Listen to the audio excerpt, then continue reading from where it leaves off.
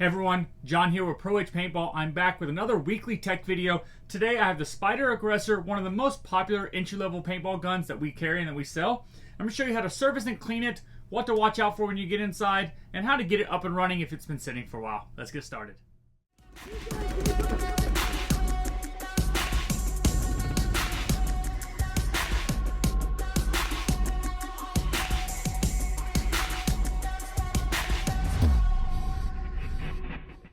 Alright, to get started servicing your Spyder Aggressor Paintball gun, make sure the air tank's completely off and make sure there's no paint inside of the gun. I always recommend go ahead and unscrew the barrel. For this video, for the service your gun, you're going to need paintball gun oil, your Allen wrench set, and then a barrel swab and a rag. We have the Exalt swab, paintball gun oil, extreme rage gun oil.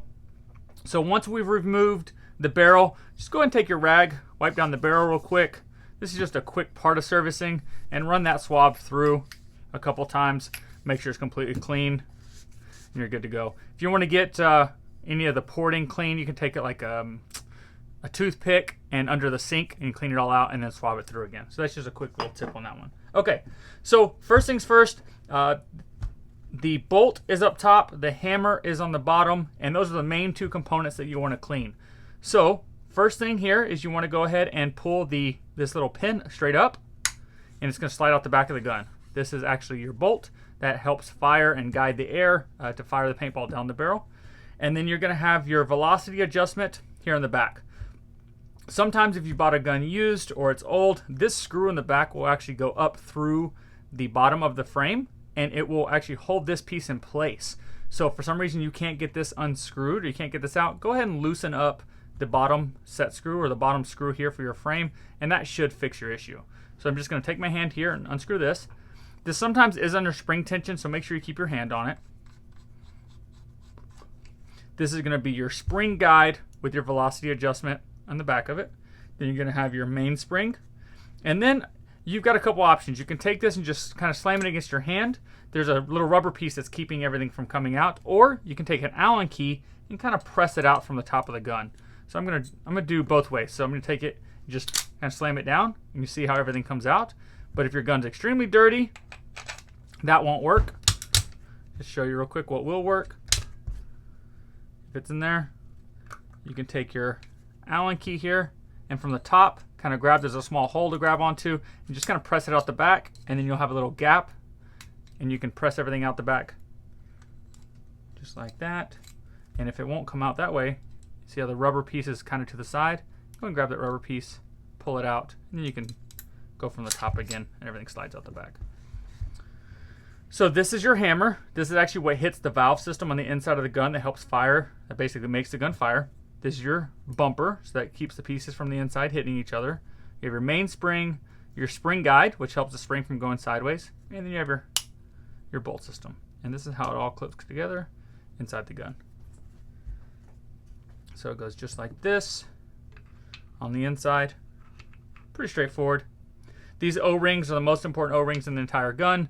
This one here particularly, if this gets dirty or if you break paint, like you have debris or paintballs, like paint from paintballs inside the gun on any of these O-rings, it'll cause the gun to not fire more than one time at a time. So you pull the trigger, it goes, fires one time, you have to recock it. This is what you need to service. So go ahead and pull it out.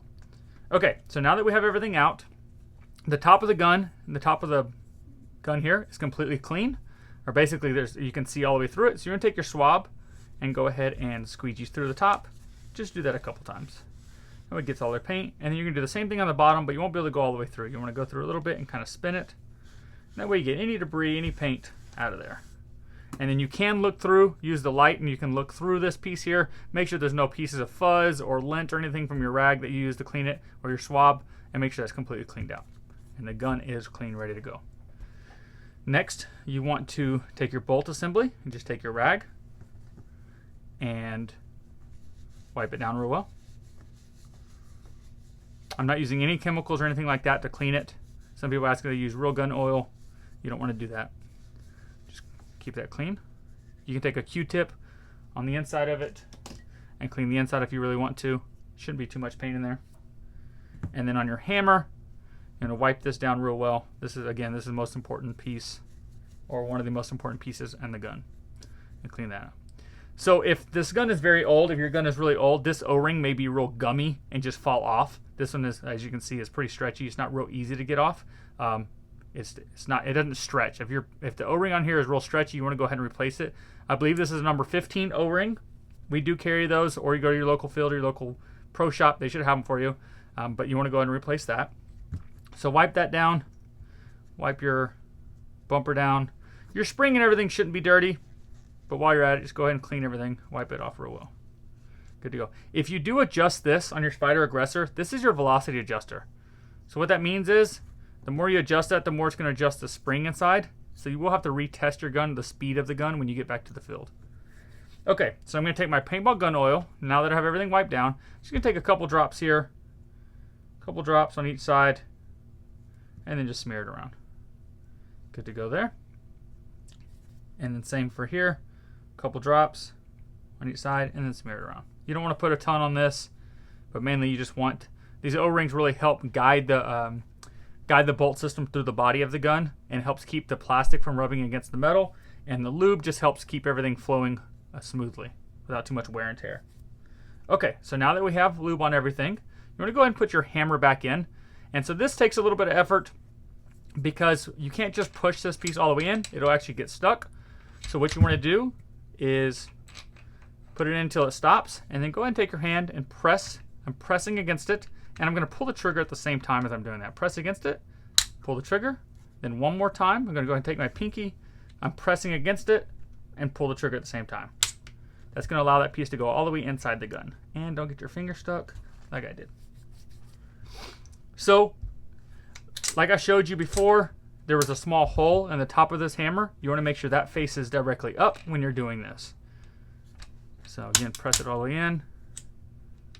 All the way in, you're good to go.